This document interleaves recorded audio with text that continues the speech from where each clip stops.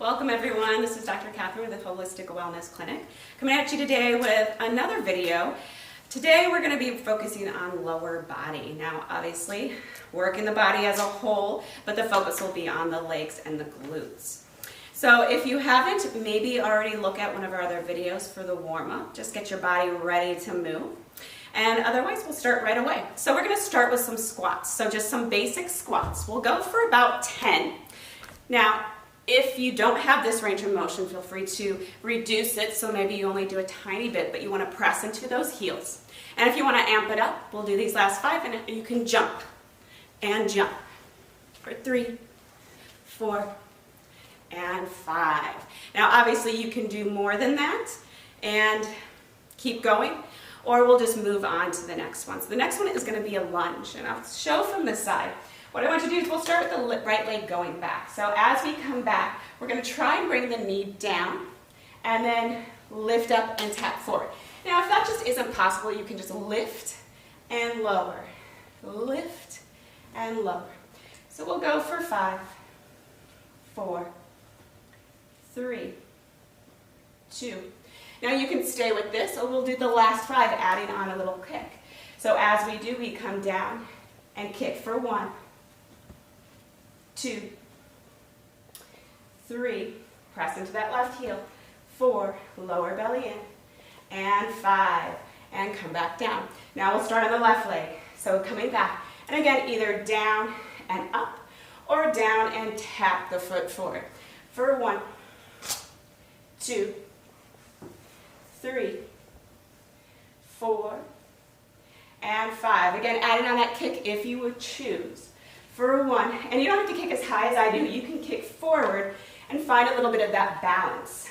3, 4, and 5.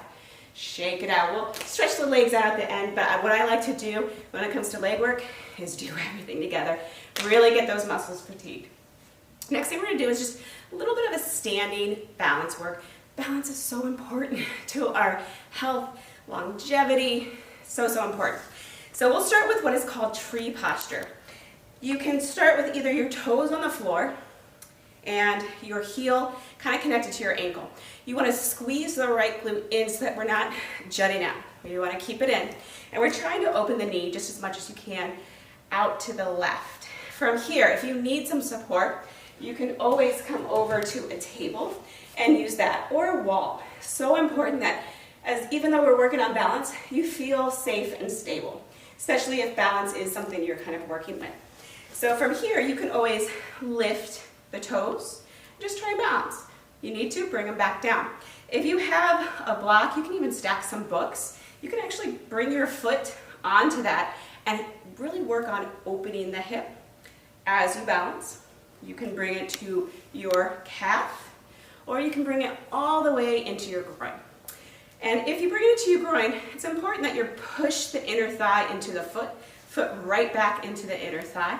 Again, pelvic floor lifts, lower belly stays in. Lift the chest, spread those collarbones, and then bring the hands together.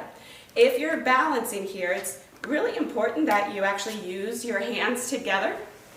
It'll help with the balance. It's kind of that tactile sensation. So the more you press them together, the more you might actually find it helps with balance.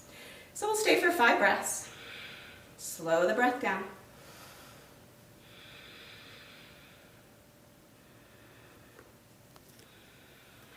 Didn't know that 5 breaths was going to feel like a long time, did you? But it does. And then we'll switch sides. So now we kind of know what we're doing, either heel to ankle, calf, or inner thigh.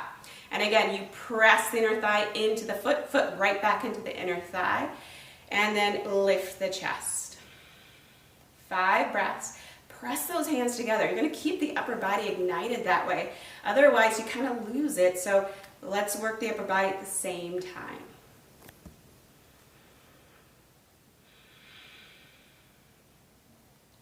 Last breath.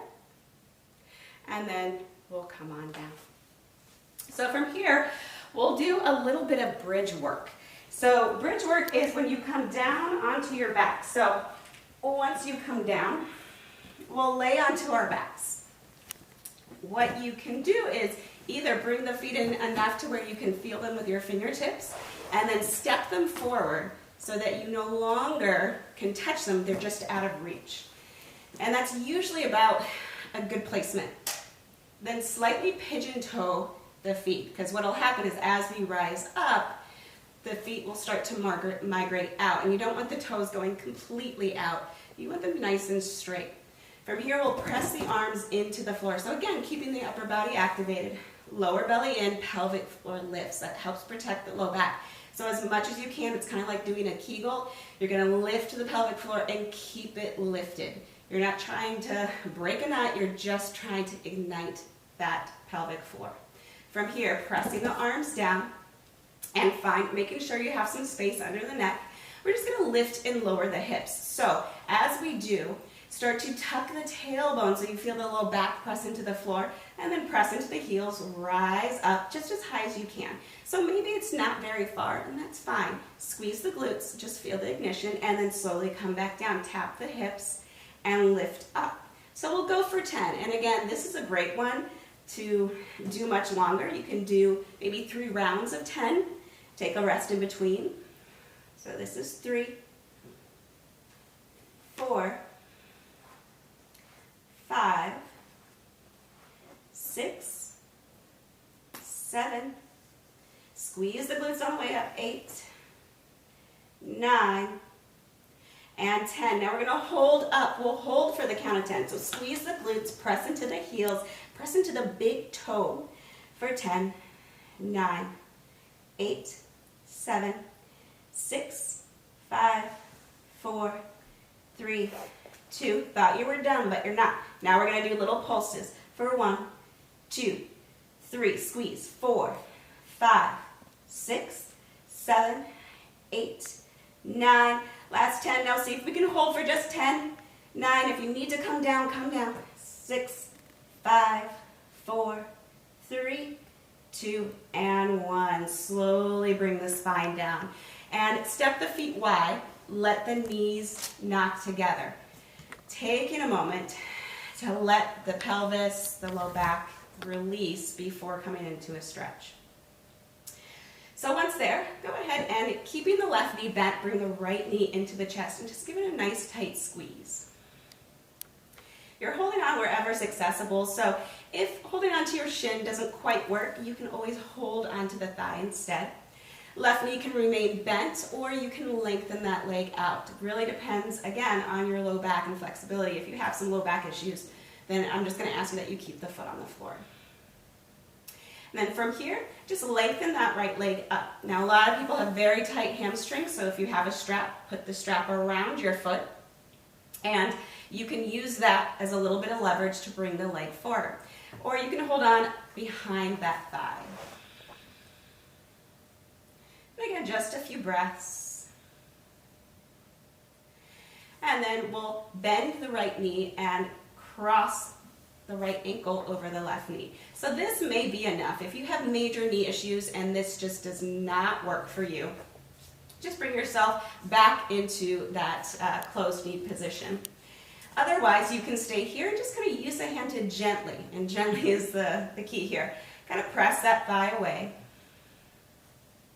Or a little bit more, you can thread the right hand through and bring it to the left thigh or the left shin and start to bring that a little closer into the body. Trying to keep the right foot activated, so flex the foot a little bit.